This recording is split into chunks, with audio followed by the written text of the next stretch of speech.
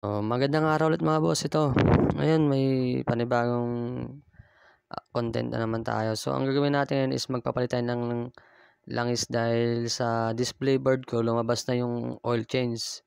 So, bali na-consume niya na yung 1,500 kilometer na sinet ko para kung kailan ako mag-change oil. So, ang gamit nating langis mga boss, lagi nating ginagamit ko is yung Caltex Habolin. So, package siya mga boss, may kasamang gear oil na yan. So, binili ko yan sa mismong Caltex gasoline station po.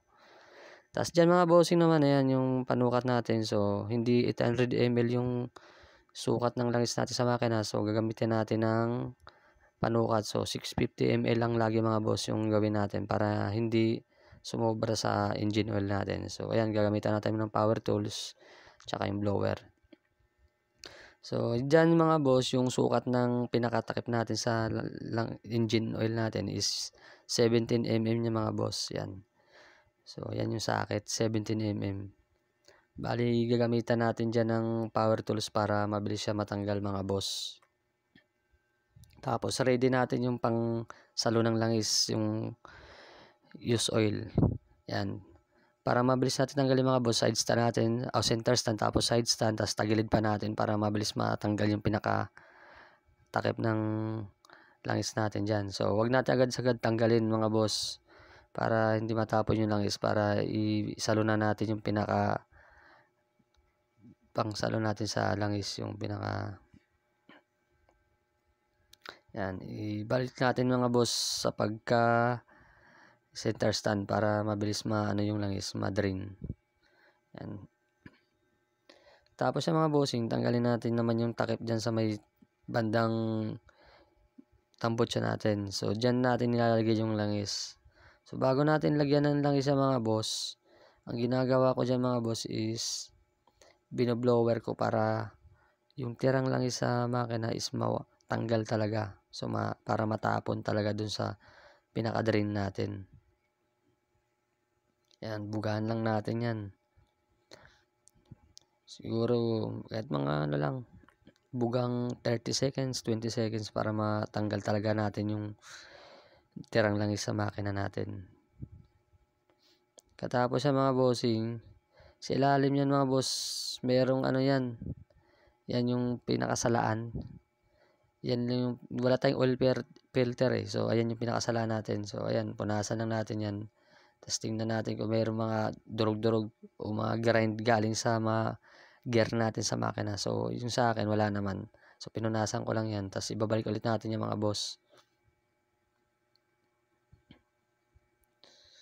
Yan. Pagbalik, bali yung takip ko mga boss, pangalawa na yan kasi yung una, wala pang power tools, nabungi. Yung, ano siya, malolow thread na. So, ayan, stock pa rin yung binili ko.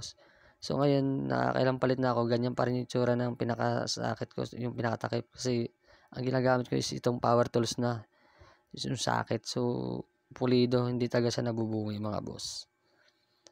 Ayan. Yung paghigpit, siyempre, yung tama lang din na naman ulit mga boss para hindi ma-low thread dyan. Ayan. So, sa akin, 3 pitik lang, okay na yun. Ayan. Dito na tayo sa langis mga boss. So, may panukat ako dyan mga boss. 650 ml talaga yung nilalagay ko lang, hindi ako nagpapasobra. Yan, sa Caltex ko binili. So, nakasil talaga yan, selyado. Para iwas peke ng langis. So, sa gasoline station talaga ako bumili ng Caltex. Yan, sukatin natin lang, 650. Yung iba kasi, kung sa shop tayo ginagawa nila, pinapaubos talaga nila. So, anong nangyayari, sumusobra yung langis, napupunta dun sa pinaka-air filter natin. So, pangit. Kaya sundin natin talaga yung pinaka-standard ng Suzuki Bergman natin.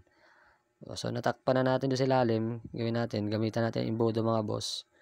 Yan. Lalagyan na natin yung langis ng Caltex Habolin. So, hindi naman ako po-promote. So, yun lang ang nakasanayan ko yung Caltex. So, nagustuhan ko kasi yung Caltex. Hindi siya nagbabawas. Tapos, sa long ride, okay siya mga boss. The best. Walang vibration. Yung performance sa makina, smooth pa rin. Habang tumatagal, lalong nagiging smooth yung makina ng motor ko. So, nagustuhan ko na yung Caltex Sabolin na langis, yung pang change oil ko sa makina. So, ayan, pag maubos yung mga boss, itatakip na natin. Bago natin itakip, punasan natin yung takip para iwas pumasok yung mga dumikit na alikabok doon. So, ayan mga bossing, ganyan lang yung tamang pag change oil. Kailangan natin sundin kung ano yung standard, kung anong dapat, ilang litro, ilang ml lang yung ilalagay natin sa motor. So, yun mga boss, salamat na marami.